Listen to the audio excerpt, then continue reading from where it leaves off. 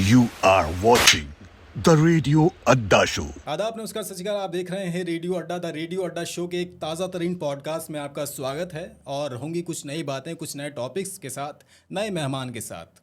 आज जो हमारे मेहमान हैं उनका नाम है Karan Singh, Gopal Singh and sons firm के ऑनर। सर, कैसे हैं आप? मैं बहुत बढ़िया जी। बहुत बहुत स्वागत है आपका आज हमारे एपिसोड में। हाँ जी, थैंक यू। तो सर बताइए कुछ आप थोड़ा सा अपने बारे में और आपकी कंपनी के बारे में। मेरी फर्म 1948 से सेम प्रेमिसेस पर रजिस्टर्ड है जी। मेरे परदादा ने काम शुरू किया था, ये प्लाईवुड का, टिम्बर का, लाहौर से करते आ रहे थे वो। वहाँ से आए, यहाँ पे भी वही काम शुरू किया। फिर मेरे दादाजी ने, फिर मेरे फादर ने, अब मैं कर रहा हूँ ये काम। धीरे धीरे हम लोगों ने बहुत चीज़ें डाइवर्सिफाई करी हैं। पहले प्लाईवुड टिम्बर के अंदर थे। मेरे जो दादाजी थे उन्होंने टिम्बर में किया, फादर ने प्लाईवुड एक्सपैंड किया। फिर मैंने डेकोरेटिव्स में स्टार्ट किया, कुछ लैमिनेट्स में स्टार्ट किया जी। तो अब चल ही जा रहा है। It is going on. Great. तो सर जैसे कि आपका फैमिली बिजनेस है, चला आ रहा है, एक लेगेसी है, तो आपका भी मन था इस बिजनेस में आने का या फिर कोई फैमिली प्रेशर था कि चलिए संभालिए आप भी? सच बोलूं या झूठ? सच बोलिए। सच बोलूं तो मैं इंटरेस्टेड नहीं था। ओके। मैं पढ़ाई में ठीक ठाक था। तो मैं जनरली फादर के पास गया अपने, मैं कहा जी मेरा Indian institute foreign trade clear हो गया है जी। तो एमबीए के लिए लोग तरसते हैं वहाँ जाने के लिए, मेरा क्लियर हो गया था। जी। फर्स्ट लिस्ट में ग्रुप पीडीआई हो गया, सब कुछ हो गया था, ग्रुप पीडी सब क्लियर था। तो कहते यार क्या करेगा, मैं अकेला हूँ यहाँ पे, तू कौन संभालेगा ये काम, कौन करे, बंद कर दूँ काम को? मैं कहा पापा ऐसी तो बात नहीं है, बंद तो मत करो, आप कर लो जब तक करना है, मेरे को भी करना। तो कहते चल पढ़ाई करके फिर आगे क्या करना है। मैंने, हालांकि मैं बीकॉम ऑनर्स किया हुआ हूँ जी। ग्रेजुएट हूँ कॉलेज से, मतलब रेगुलर कॉलेज से किया हूँ, one of the best college से किया हुआ हूँ जी। तो वैसे ही उन्होंने मुझे बोला, कहते यार बिजनेस कर ले, सीख ले, यू लर्न मोर, आपको ज़्यादा सीखने को मिलेगा रादर देन गोइंग फॉर ये आगे एमबीए एंड ऑल। मैंने कहा पापा ये तो ऑर्थोडॉक्स सोच हो गई। एमबीए तो चलो करना चाहिए, बट ठीक है, वॉट एवर द सर्कमस्टांसेस वर। मैं बैठ गया काम में बैठ गया। फिर इमीडिएट जैसे काम पे बैठो तो मैं भागता था शादी से, कि शादी ना हो। काम पे बैठने से शादी भी हो जाती है जल्दी। फिर तो सब कुछ चलता गया तो उस तरीके से आ गया। अब मुझे लगता है शायद हाँ मैंने अच्छा ही किया काम में आके। अपना मालिक होना बढ़िया है, ज़्यादा बेहतर है। 1948 में टिम्बर के साथ कैसे शुरुआत हुई?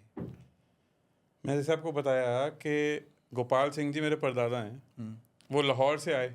लाहौर से आते ही उन्होंने यहाँ पे अपना बिजनेस दोबारा रिवाइव किया, जो कि लाहौर में भी कर रहे थे। वो रिनोन्ड काम है, पुराना काम है, आज का काम नहीं है, तो मतलब तब से कर रहे थे जी। तो आए, जगह लेके काम शुरू किया, सेम प्यार मिला, काम बढ़ा आगे। फिर जब दादाजी आए तब भी लकड़ी का काम चलता रहा, टिम्बर कट साइजेस आ गए। फिर पापा आए तो उन्होंने प्लाईवुड स्टार्ट करी। जी। प्लाईवुड स्टार्ट करके फिर हम लोगों ने डाइवर्सिफाई किया। बिजनेस तो तभी चलता है जब आप धीरे धीरे उसके अंदर कुछ ना कुछ एड ऑन्स करते रहो। अगर आप यही सोच के चलते रहो कि चली जा रहा है तो नहीं चलेगा। अब जिस टाइम पे वो कैमरा रोल्स बनते थे, अगर डिस्क का किसी ने नहीं सोचा होता तो कैमरा रोल्स वाला क्या करता आगे।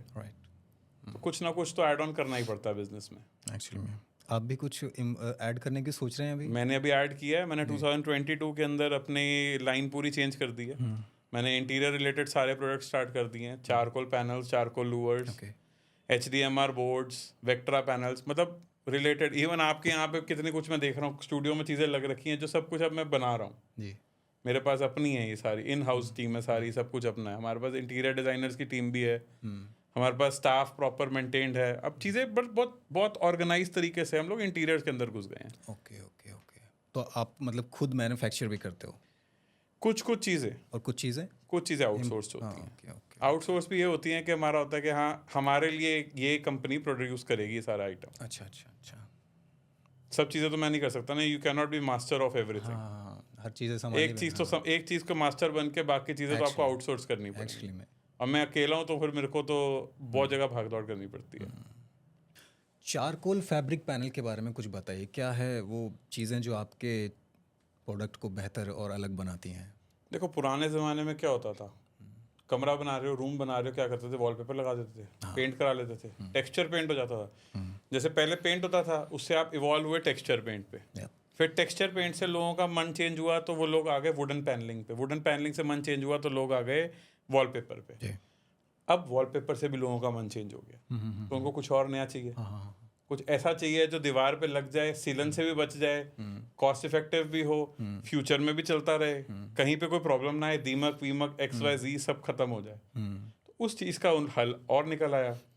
फिर WPC लूवर्स आ गए, जो आजकल आप देखते हो सीलिंग्स में भी लगे होते हैं, उनमें लाइट्स भी लग जाती हैं, वॉल्स पे भी लग रहे हैं। फिर उसके साथ आपके हाइलाइटर पैनल्स आ गए। हाइलाइटर पैनल्स क्या हो गए? चारकोल शीट्स होती हैं, चारकोल मटेरियल से बनी हुई, PU मटेरियल से बनी हुई डेकोरेटिव शीट्स हैं, जो कि बहुत अच्छा एक आर्टिफैक्ट की लुक देती है, सुंदर आर्टिफैक्ट की लुक देती है, और मेंटेनेंस फ्री होती है, वॉशेबल होती है, हाउस होल्ड में ईजी होती है। किसी घर में पेट है, खराब कर दे उसकी भी टेंशन खत्म। बच्चा है, पेन लगा दे, साफ करना है, वो भी ईजी हो गया। गीला कपड़ा मतलब ईजी, मतलब पेंट का झंझट खत्म। धीरे धीरे करके ये सब चीज़ों के अंदर आ गए हैं। बाकी हाँ, जैसे अब बेड के पीछे लोग आजकल बेड बैग्स लेते थे, वो बनाते थे कुशनिंग वाला, अब बस रेडी कुशनिंग बैग्स आती हैं। अब कुछ भी नहीं करना, अच्छा आना है, पसंद करना है, ले जाना है। बेड का सिर्फ आपने ढांचा खड़ा करना है। 6x6 का एक स्टैंडर्ड बेड है, वो करना है, उसकी बैक वॉल हम दे देंगे आपको। वो सब चीज़ें तो एक वो है, टच एंड फील है। वो टच एंड फील पे ही पता चलता है। वो टच एंड फील के लिए ये पॉडकास्ट तो हम कर रहे हैं, हम पॉडकास्ट कर रहे हैं नॉलेज के लिए, लेकिन कस्टमर को मेरे पास आना पड़ेगा, तभी वो टच फील करके समझ पाएगा। बिल्कुल। बाकी रेंज तो आप सारी वीडियो शूट होगी आपके यहाँ से, तो सारा शो होगा इस पर। हाँ। तो सर, एक बिजनेसमैन के लिए और बिजनेस में क्या क्या चुनौतियाँ होती हैं? बिजनेस का तो ये हाल है जी, आप शटर खोलते ही चुनौती शुरू है। आप काम कर रहे हो, सैलरी ले रहे हो, आपको पता है कि आपने पूरे महीना काम करना है, आपको 1 तारीख को पैसा आ ही जाना है, 1 तारीख या 5 तारीख, what ever your time thing is, तो आ जाना है। बिजनेस में ऐसा कुछ फिक्स नहीं होता एक्चुअली में। बिजनेस में एक दिन बहुत अच्छा होता है, 10 दिन बहुत खराब होते हैं। स्टाफ की सैलरी देनी है, बिजली के बिल देने हैं, खर्चे देने हैं, वो सब चीज़ें। जैसे ही आपने शटर खोला, आपका एक्सपेंस स्टार्ट है, और वो एक बेयर मिनिमम एक्सपेंस होता है, वो तो आपने करना ही करना है। तो चुनौतियाँ तो इस तरीके की भी हैं। फिर हाँ, सबसे बड़ी चुनौती जो मुझे फेस होती है वो है कॉपी की। मेहनत हम करते हैं, R&D हम करते हैं, डिज़ाइन हम करते हैं, फिर धीरे धीरे क्या होता है, 2-4 महीने में उसकी कॉपीज आनी स्टार्ट हो जाती है, जो कि बड़ी बड़ी कंपनीज को फेस होती है। तो हम लोग तो बहुत छोटे हैं, बहुत स्मॉल स्केल के लोग हैं, हमारे को तो होगी। बाकी चुनौतियां तो आती रहेंगी, काम करना हमारा है, कर्म करते जाना है, करते जाएंगे। एक्चुअली में हमारी इंडस्ट्री में भी होता है। हमारा भी लिखा हुआ या कुछ बनाया हुआ कंटेंट अगर चोरी हो जाता है, बड़ा कुछ चोरी होता है। ये हर इंडस्ट्री का है। कुछ कर नहीं सकते ना, कुछ कर नहीं सकते। हाँ, हम जब तक इनोवेटिव हैं तब तक चली जा रहे हैं। जब हमारा भी खत्म होगा तो हम भी देख लेंगे इधर उधर से। हालांकि अभी तक नौबत तो पड़ी नहीं ऐसी एक्चुअली। लेकिन वो फिर जो सेटिस्फेक्शन होती है ना अंदर की, वो नहीं आती कि हाँ मेरा ओरिजिनल नहीं है ये वाला। वो हम कर नहीं सकते, वो कॉन्फिडेंस नहीं आता है। हाँ, कॉपी फिर कॉपी रहती है, कॉपी कैट तो कॉपी कैट ही रहेगा। तो सर, मूवी देखते हैं आप? हाँ, क्यों नहीं, मूवीज के बिना कैसे जिएंगे। कौन है आपका फेवरेट बॉलीवुड में, या कौन सी इंडस्ट्री में कौन फेवरेट है, कौन सी एक्ट्रेस वगैरह? बचपन से एक ही है, शाहरुख खान। अच्छा। उसके अलावा तो अभी कुछ समझ आया नहीं। अच्छा। शाहरुख खान तो शाहरुख खान ही है। लास्ट टाइम फिर कौन सी शाहरुख की कौन सी मूवी देखी आपने? सारी देखी, पठान भी देखी उसकी, जवान भी देखी उसकी, ऑल मूवी देखी उनकी। मूवी तो चलती रहती हैं, बाकी कोई भी मूवी आए तो देखनी तो होती है। एक बिजनेसमैन को चेंज कैसे मिलेगा? यहाँ वो मूवी करेगा, मूवी देखने जाएगा, यहाँ वो डिनर पे जाएगा। दारू हम पीते नहीं, I am a teetotaler, I don't drink, ना never ever in my life. मेरी फैमिली में किसी ने नहीं पी। ग्रेट, क्या बात है। बहुत कम लोग मिलते हैं जो इन सब चीज़ों। हाँ, मैं भी नहीं पीता हूँ ना, मैं तो बिल्कुल नहीं, हमारे तो घर में भी नहीं आती। म्यूजिक इंडस्ट्री में फिर किसको सुनते हैं आप? पंजाबी इंडस्ट्री में तो काफ़ी पॉपुलर सिंगर्स पाए जाते हैं। ऐसा कुछ नहीं है यार, मैं बताता हूँ, मैं सॉफ्ट सॉन्ग ज़्यादा सुनता हूँ। तो मैं विशाल मिश्रा और ये अरिजीत सिंह, राहत फ़तेह अली खान, ये टाइप का जॉनरे पसंद करता हूँ। कितने स्पिरिचुअल हैं आप? मतलब कभी ऐसा हुआ है कि बिजनेस में उतार चढ़ाव आ रहा हो और आपने कह दिया हो कि चलो छोड़ो यार, अब ऊपर वाले पे है, जो देखते हैं वो देखते हैं, होगा जो होगा? मेरा दिन ही वहीं से शुरू होता है। स्पिरिचुअलिटी तो घर में बसी हुई है, उसका तो कुछ है नहीं। पाठ के बिना घर से निकलना नहीं है, बिना पाठ के हम नहीं निकलते घर से। गुरु ग्रंथ साहिब जी से वाक लिए बिना मैं घर से बाहर नहीं निकलता। जी। तो वो हुक्म देते हैं तो मैं घर से बाहर जाता हूँ, नहीं तो मैं जाता नहीं। तो उनके बिना होता नहीं। बाकी सब कुछ उन्हीं के हाथ है, होना उन्हीं के थ्रू है। कुछ अच्छा हो रहा है तो भी उन्हीं का है, कुछ बुरा हो रहा है तो भी उन्हीं का है। तो कभी इस बारे में ये नहीं सोचा कि हाँ अब बुरा आ गया तो भगवान का लड़ पकड़ लो जी, हाँ भगवान मेरे को ठीक कर दो। अरदास यही होती है, जो आपकी इच्छा में हो वो कराना, जो आपको सही लगे वो कराना। वो करवाना। अरदास में कभी ये नहीं बोला कि ये दे दो, आपको ठीक लगता है, आपकी रजा में है तो आप दे दो, नहीं लगता तो इसमें बेहतरी होगी। कभी कभी ऐसा भी होता है ना, हम जो मांग रहे होते हैं वो शायद हमारे लिए अच्छा ना हो, लेकिन ऊपर वाले ने जो सोचा मैं हुआ एक है। बड़ा अच्छा एक इंस्टाग्राम स्क्रॉल करते हो ना, एक मीम देख रहा था, एक बच्चा अपने फादर के साथ जाता है एक स्टोर पे, तो वो स्टोर कन्फेक्शनरीज का स्टोर है, टॉफीज दे रहा होता है। तो वो जो उसका ओनर है वो शॉपकीपर डब्बा खोलता है उसका टॉफी का, और बच्चे को कहता है कि आप अपना हाथ डाल के निकाल ले, इसमें से तेरे को जितनी चाहिए ना तो निकाल ले। तो एक बार मना करता है, दूसरी बार मना करता है, तीसरी बार मना करता है, चौथी बार क्या होता है, जो ओनर है, जो शॉपकीपर है, वो खुद ही अपनी मुट्ठी डाल के उसके हाथ में दे देता है, और उसकी पॉकेट में या वो जो भी पैकेट में डाल देता है। तो बाहर आके उसके फादर से पूछते हैं, बेटा वो तेरे को कह रहा था लेने के लिए, तूने क्यों नहीं लिया? तो कहता है, पापा अगर मैं लेता ना तो मेरे तो हाथ बहुत छोटे हैं, मेरे हाथ में कितनी आती। अब उसने अपने हाथ से दिया तो कितनी ज्यादा दिया। तो ये अप्लाई करता है ऊपर वाले से भी। एक्चुअली मैं बोलता हूँ मुझे 100 रुपये दे दे, 100 रुपये दे दे, क्या पता उसने 1000 रुपये देने हो।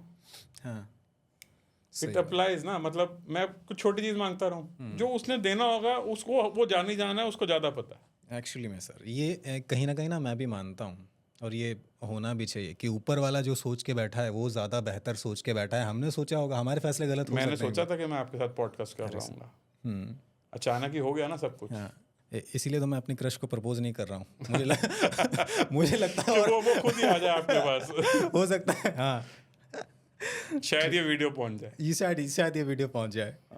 अभी जो नए लड़के हैं, बिजनेस स्टार्ट करना चाहते हैं, या फिर कर रहे हैं, या फिर स्ट्रगल कर रहे हैं, या फिर स्टार्टअप कर दिया है, उनके लिए क्या कहना चाहोगे आप? क्या मैसेज देना चाहोगे? क्या? देखो यार, ये तो काम है, कर देना चाहिए। करने के बाद सोचो क्या होगा। जिसने पहले ही सोचना शुरू कर दिया ना, मैं ऐसे बिजनेस करूंगा तो ऐसे होगा तो वैसे होगा, तो वो हमेशा प्लानिंग में ही रह जाएगा। मैं कहता हूँ एग्जीक्यूट करो, फिर प्लानिंग करते रहना।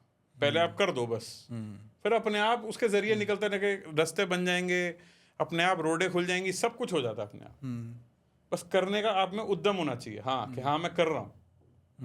हाँ, ये सोचता रह जाऊँ मैं रात को, ये सोचता रहूँ जी कि मैं सुबह ये करूँगा, सुबह करूँगा, वो सो के तो उठने के बाद वो याद ही नहीं है। वो दोस्तों के साथ प्लानिंग होती है ना, अरे क्या होता है वो अब आप कई बार नोटिस करोगे, आप रात को बैठे होते हो, आप सुबह घूमने निकल जाते हो, और कई बार आप 6-6 महीने लगे रहते हो उसको सोचने में, और आप जा नहीं पाते। तो मैं तो यही कहूँगा कि जो होता है बस कर दो, आगे बढ़ते जाओ, बस अपने आप ही भगवान धक्का देता जाएगा तुम्हें आगे। करते रहो, बस कर्म करते रहो, फल तो मिल ही जाना है। सही बात है। आपने जब शुरू किया, आपको जब आपके फादर ने डाला इस बिजनेस में, आपने कोई नुकसान किया? कभी डांट पड़ी आपको? हाँ, मैं ये बताता हूँ। मैं देखो सीधा कॉलेज से बैठ गया था के ऑफिस में। मैं जिस दिन देखो होता क्या है, अगर आप पानी में एक बच्चे को गिरा दो ना, तो वो अपने आप हाथ मारता है, अपने आप कुछ ना कुछ करता है। कोई तैरना सीख जाता है, कोई डूब जाता है, बट 90% चांस होता है वो हाथ पैर मार के अपने आप को एक कोने तक ले जाता है। मेरे फादर ने मेरे साथ ये किया था, जिसके लिए मैं बहुत उनका शुक्रगुजार हूँ। ऑब्वियसली उन्होंने जैसे ही मैं ऑफिस बैठा, उन्होंने सब काम वाम, मैं कल से नहीं आ रहा हूँ, मैं 5 दिन के लिए घूमने जा रहा हूँ, और मेरा फ़ोन बंद है। मैं कहा अच्छा, मैं कहा मेरे को तो रेट भी नहीं पता, कैसे करना है मुझे तो कुछ पता ही नहीं। कहते पढ़ेगी तो सीखेगा। उन्होंने अपनी लाइफ में बहुत कुछ जल्दी सीखा, क्योंकि मेरे दादाजी की डेथ जल्दी हो गई, तो उनके ऊपर बहुत कुछ आया। तो कहते मैं जिन मुसीबतों से निकला हूँ, तू ना निकले, इसलिए मैं सबको तेरे ऊपर छोड़ के जा रहा हूँ। गंवाना तो भी तेरा, कमाना तो भी तेरा। तो वो ऐसे छोड़ के चले गए। कुछ आए 5 दिन बाद, उन्होंने हिसाब लिया, समझा, कुछ नुकसान की गालियाँ भी खाई और कुछ शाबाशियाँ भी खाई। कुछ चीज़ें बेटर भी हुई, कुछ चीज़ गलत भी हुई, लेकिन वो जो 5 दिन का एक्सपीरियंस था ना, मैं रिक्वेस्ट करूँगा जिनके भी फादर्स अभी अपने बच्चों के साथ बिजनेस में हैं, उनको 5 दिन के लिए अकेला छोड़ दो, वो कुछ ना कुछ बढ़िया ही कर देंगे आपको। नहीं तो समझ आ जाएगी कि उनके बस का कुछ नहीं है फिर। नहीं, हाँ, ये एक्चुअली मेरे को आके उन्होंने यही बोला, कहते देख अगर तू कुछ ना कर पाता ना, तो मैं समझ आता तेरे बस की नहीं है। हाँ, तू कुछ कर सकता है, तो मेरे को समझ आ गई। हाँ ठीक है, घाटा तो खाना है ही है, घाटे मैंने बहुत खाए हैं, वो तो चलता है बिजनेस। मैंने बहुत गलतियां करी हैं, जिनके लिए मेरे को फादर ने टोका भी कि ये चीज़ मत करो, हमें अपने फादर्स की बात सुन लेनी चाहिए। एक्चुअली में सीरियसली बाद में रिग्रेट करने से अच्छा पहले उनकी बातें सुन लो। उनसे ज़्यादा एक्सपीरियंस उनसे ज़्यादा एक्सपीरियंस नहीं है। जो सफ़ेद दाढ़ी होती है ना, वो सफ़ेद ही होती है। जो उनका एक्सपीरियंस है वो ऐसे तो हुआ नहीं, उनकी सुन लोगे तो फ़ायदे में रहोगे। लेकिन हम बच्चों की आदत क्या होती है, हम समझते हैं यार हमें ज़्यादा पता, आपको कुछ नहीं पता। एक्चुअली में जब हम यंग होते हैं 21-22 की उम्र के होते हैं ना, तो पापा हमें दुश्मन नज़र आते हैं।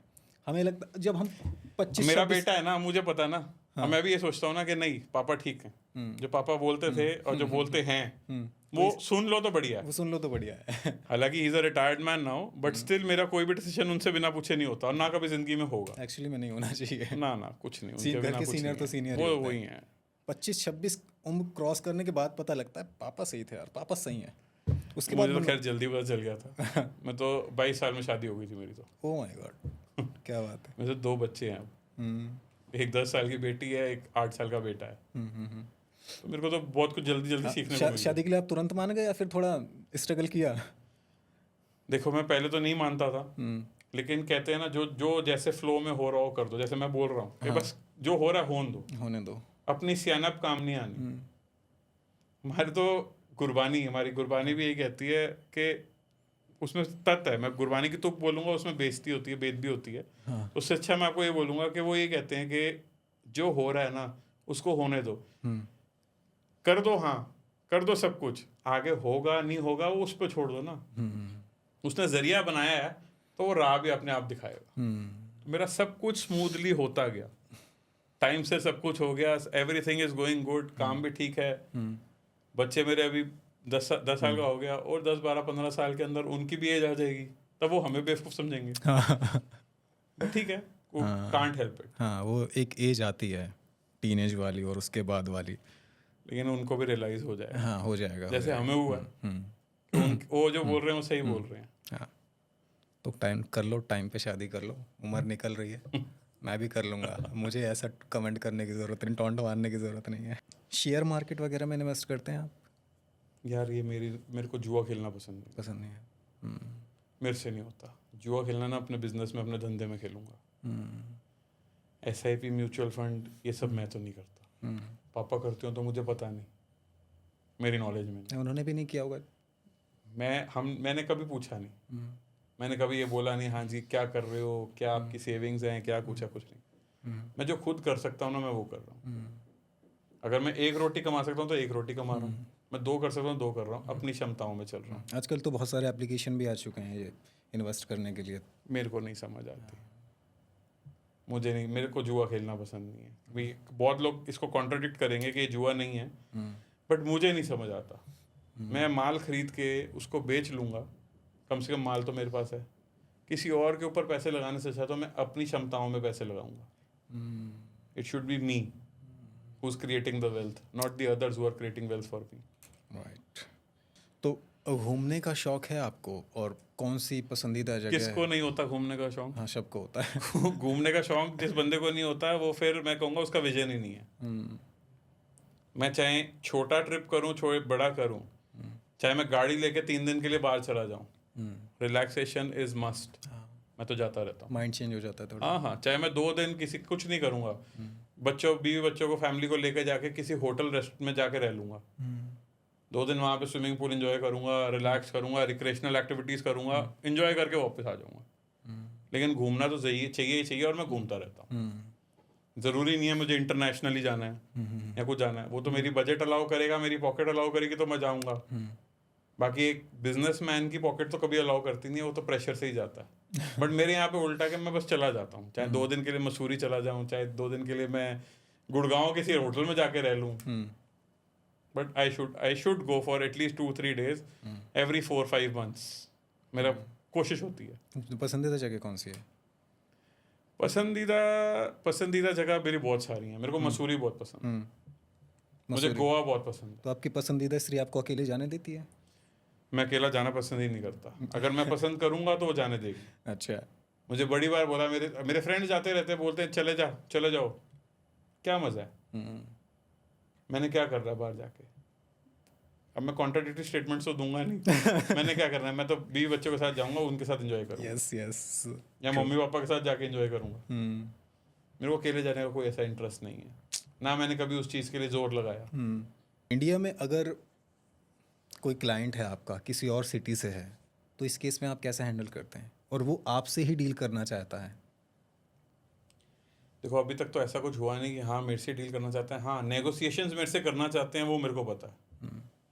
कस्टमर को ये नहीं होता कि मेरे को ओनर से ही बात करनी है, उसको एक कस्टमर सेटिस्फेक्शन चाहिए होती है, जो कि हमारा स्टाफ भी प्रोवाइड कर देता है। मतलब उसको माल आपका ही चाहिए, हाँ प्रोडक्ट आपका चाहिए। मैं आपको बता रहा हूँ उसी चीज़ के लिए। तो लोग हमें फ़ोन करते हैं, कई बार तो रात को 1-1 डेढ़ बजे कॉल आ जाता है। तो उसके लिए हम लोगों ने एक टीम रखी हुई है, हम लोग उसको मैसेज पे पूरा PDF शेयर कर देते हैं, सारा कुछ शेयर कर देते हैं। प्राइसिंग नेगोशिएशन जो होती है वो फाइनल मेरी ही होती है। बाकी हम बहुत बेयर मिनिमम मार्जिन पे काम कर रहे हैं, तभी सर्वाइव कर रहे हैं। दिखने में मोटा हूँ लेकिन पेट बहुत छोटा है। छोटे बजट पे काम करता हूँ, इसलिए अफोर्डेबिलिटी पे ज़्यादा ध्यान दिया हुआ है।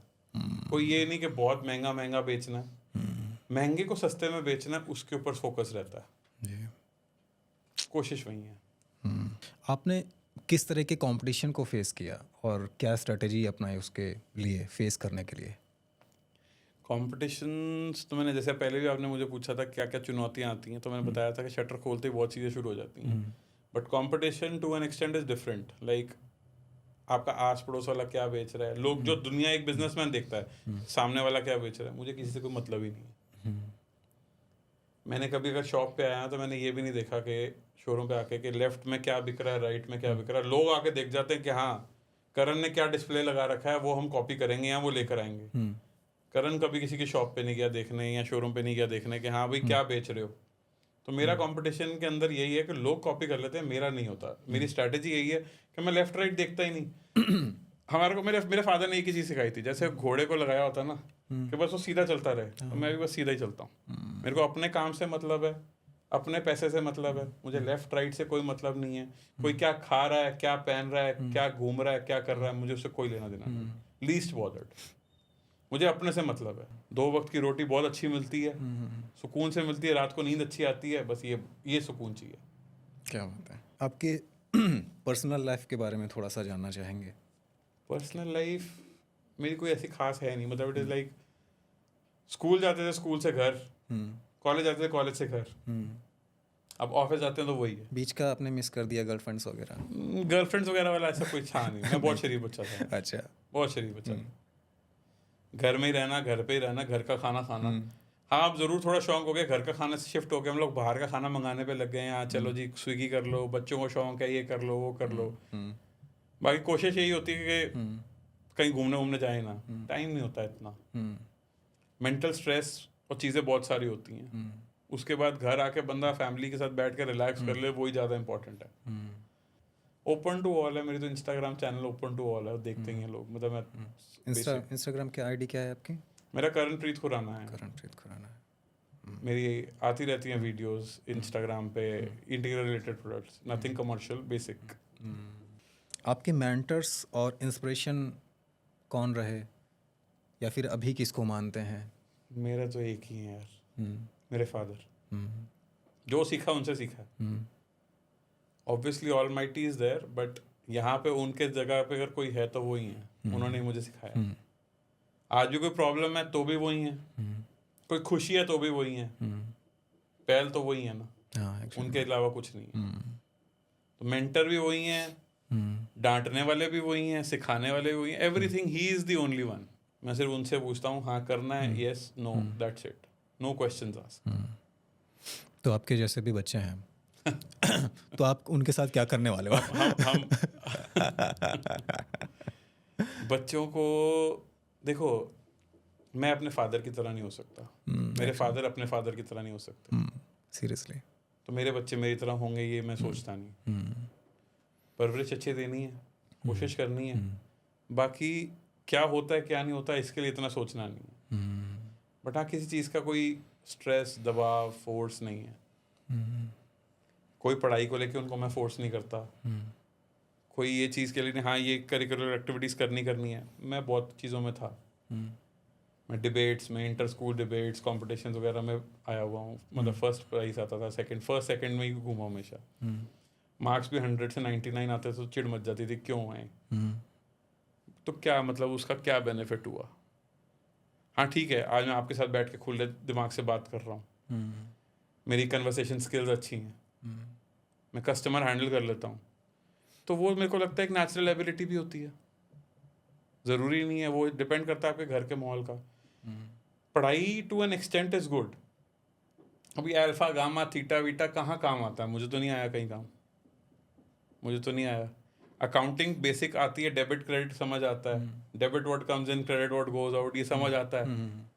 लेकिन उसके अलावा जो हमारे को फर्म की जो रिकन्सिलेशंस ये होती थी वो कहाँ काम आती है. एक बिजनेसमैन को तो नहीं काम आती. मुझे लगता है शायद जॉब में भी नहीं काम आती. मेरे बहुत सारे फ्रेंड्स हैं जो बहुत अच्छी पोस्ट पे जॉब कर रहे हैं, वो भी यही कहते हैं यार इट इज़ ऑल यूजलेस. हाँ एक्चुअली में. तो आई थिंक मैं अपने बच्चों को ये सिखाना चाहूँगा कि वो अपना माइंड ओपन रखें, इजी लर्निंग रखें, कान खुले रखें, बस हाँ रिसेप्टिव रखें. जो अच्छा लगे वो सुनो, जो बुरा लगे उसको निकाल दो. अंदर रख के घुटने का कोई फायदा नहीं है. मैं पीयर कंपटीशन में बच्चों को नहीं रखता कि हाँ उसके नंबर इतने आ रहे हैं, तुमने इतना पढ़ना है, तुमने वो करना है. मैं और मेरी बहन हमेशा मतलब हम 2 ही बच्चे थे. हस्बैंड मेरी जो वाइफ है वो भी वाइफ और उसकी ब्रदर है, दूसरा हमारा भी है. उसके घर में भी यही सिस्टम था, कभी किसी को फोर्स नहीं किया. हमारे घर में भी यही सिस्टम था. तो हम आगे भी बच्चों को फोर्स नहीं करते कि हाँ आपने ये इतने लाने हैं, 50 में से 50 लाने हैं. मैंने देखा खुद पेरेंट्स को, वो पागल हो जाते हैं, पेपर आ गए जी, कर्फ्यू मच जाता है. हमारा चिल माहौल होता है बिल्कुल घर, ईजी चल रहा है, हो रहा है ओके. और बच्चे स्कोर अच्छा कर रहे हैं तो कोई ऐसा दिक्कत नहीं है, पीयर प्रेशर वाली बात नहीं है. It's going good. ठीक है, जो होगा. अगर मैं ये सोच के चलूं कि जैसे मैं अपने मम्मी पापा के साथ हूँ वैसे मेरे बच्चे रहें, तो वो मेरी अपनी गलती है. क्योंकि उनकी जो अब जनरेशन अलग है. अब उनका अपना बैकग्राउंड, अपना सेटअप है. अब मुझे अडेप्ट करना पड़ेगा उनके लिए, उन्हें मुझे अडेप्ट नहीं करना. एक्चुअली में वो मुझे अडेप्ट नहीं, मैं समझो मतलब मैं क्लियर बात बोल रहा हूँ. सही बात है, सच बात है. बहुत लोग निंदा करेंगे. नहीं सच बात है. आजकल की जो जनरेशन है वो ऐसी ही है. और कहीं मुझे समझना पड़ेगा उनको, वो नहीं समझेंगे. वो भी समझेंगे वैसे, थोड़े जब बड़े हो जाएंगे तब समझेंगे. लेकिन अब की जो 20% उनका रोल है, 80% मम्मी पापा का रोल. हाँ ये रेशियो एकदम सही है. ठीक है सर. तो जैसे कुछ शो भी आते हैं टीवी पे बिजनेस रिलेटेड, जैसे शार्क टैंक हो गया, तो क्या राय है आपकी इसके बारे में? देखते हैं आप इसे? कुछ नहीं मिल रहा होता तो देख लेता हूँ. कुछ नहीं मिल रहा तो देख लेता हूँ लिटरली. मुझे लगता है सब रिग्ड है. सब जिसको देनी है उन्होंने उसको उसी की दिखाते हैं. मेरे को उसकी जर्नी दिखाओ ना, जिसको नहीं दे रहे. एक्चुअली मुझे पता चले ना उसके क्या फ्लॉज थे, उससे शायद मैं रेक्टिफाई कर लूँ अपने आप को. क्या बात है. बहुत ही अच्छे और ऊंचे विचार. तो दोस्तों बहुत अच्छी बातें हुई, बिजनेस के बारे में बातें करी और सर की लाइफ के बारे में जाना, उनकी कंपनी के बारे में जाना. तो मिलेंगे रेडियो अड्डा शो के किसी अगले पॉडकास्ट में किसी अगले गेस्ट के साथ. तब तक के लिए देखते रहिए रेडियो अड्डा. नमस्कार.